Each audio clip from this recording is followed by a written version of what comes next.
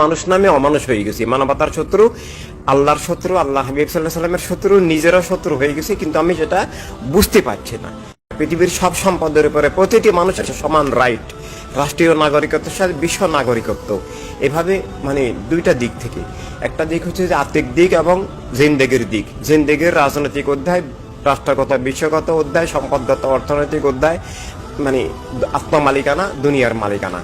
যে আমি আল্লাহ হাবিব সাল্লাল্লাহু আলাইহি সাল্লাম সবকিছুর মালিক, আল্লাহ হাবিব সাল্লাল্লাহু আলাইহি সাল্লামের নামে প্রত্যেক মানুষ স্বাধীন। আমার মালিক আমি, আমার মালিক আমি।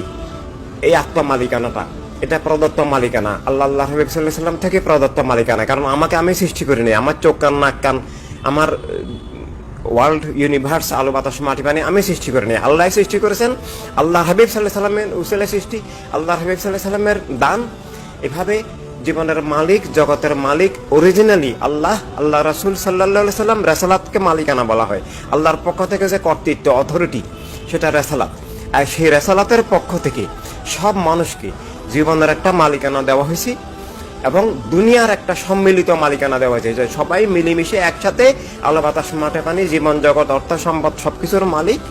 এই মালিকানাটাকে খেলাফত বলা হয়, প্রতিনিধিত্ব, অথরিটি। খেলাফত মিনস একদিকে রিপ্রেজেন্টেশন, আর একদিকে authority, authority of life, state and all of humanity. যেটা এখন টোটালি নাই, এটার কোনো সংজ্ঞাও নাই, এটার বিপরীতটা আছে। এই বিপরীতটা একজন ইমানদার হিসাবে তথা সত্যানুসারী হিসাবে, আল্লাহর বান্দা, প্রিয়নবীর উম্মত হিসাবে এবং একজন বিবেকবান মানুষ হিসাবে আমি যেমন চুরি ডাকাতি ব্যভিচারকে বৈধ বলতে পারি না, ঠিক একইভাবে এই নাস্তিকতাকে মানতে পারে না, বস্তুবাদী সংজ্ঞাকে মানতে পারে না। আমার জীবন আল্লাহর পরিবর্তে কোনো বস্তুর নামে, রাসালাত ব্যতিরেকে অন্য কোনো মতবাদের ভিত্তিতে, অন্য কোনো ভিত্তিতে অন্য কাউকে ফলো করবো, এটা হতে পারে না। তো এইভাবে তাওহীদ রাসালাতের ভিত্তিতে জীবন, এটাকে নিয়ে আসা, দুনিয়া সব মানুষের এটাকে নিয়ে আসা বস্তুবাদ থেকে, বস্তুবাদের বিভিন্ন শাখা প্রশাখা থেকে, ধর্মের নামে অধর্ম শাখা এবং আরো বিভিন্ন শাখা থেকে আত্মাকে, জীবনকে, জগৎকে মুক্ত করে মানব সত্তাকে আবার জীবিত করা, যেটা এখন মৃত। শুধু মৃত নয়, আমার মানব সত্তা মৃত হয়ে জিরো হয়ে গেছে, ব্যাপারটা তা নয়। আমার মানব সত্তা চেঞ্জ হয়ে অন্য একটা সত্তা হয়ে গেছে।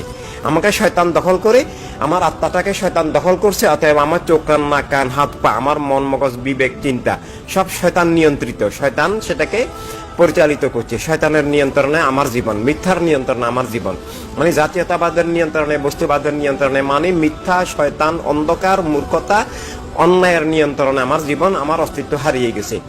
এভাবে আমিও মিথ্যার অংশ হয়ে গেছি, মিথ্যা আমাকে ব্যবহার করতেছে। আমি আল্লাহ হাবিব সাল্লাল্লাহু আলাইহি সাল্লাম থেকে, জীবন থেকে, জ্ঞান থেকে, বিবেক থেকে বিচ্ছিন্ন মানুষ নামে অমানুষ হয়ে গেছি, মানবতার শত্রু, আল্লাহর শত্রু, আল্লাহ হাবিব সাল্লাল্লাহু আলাইহি সাল্লামের শত্রু, নিজেরও শত্রু হয়ে গেছি, কিন্তু আমি সেটা বুঝতে পারছি না।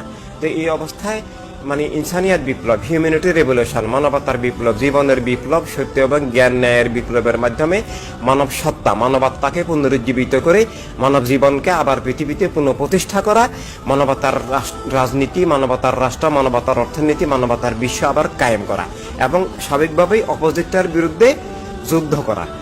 যুদ্ধ মিনস, এখন আমার মধ্যে যদি করোনা হোক, এইডস হোক, ক্যান্সার হোক, কোনো ভাইরাস ঢুকে, ভাইরাসের বিরুদ্ধে যুদ্ধ করে আমাকে জীবিত করা, কোনো ব্যক্তিকে কিল না করা, ব্যক্তিকে আবার সেন্সে নিয়ে আসা, যে আমি মানুষ, এটা উপলব্ধি করা, আমি বস্তুর ঊর্ধ্বে উপলব্ধি করা, আমার জীবন স্রষ্টার নামে, স্রষ্টার আলোকে উপলব্ধি করা এবং মানবাধিকার স্বীকার করা। দুনিয়া সব মানুষের বর্তমান কাঠামোটা যে মানবতা বিরোধী, জীবন বিরোধী, অধিকার বিরোধী এবং সত্য বিরোধী, তাওহীদ রাসালাত বিরোধী, এটাকে ক্লিয়ার করে, জ্ঞানের মাধ্যমে এটাকে প্রমাণ করে যে এই কাঠামো ভেঙে দেওয়া।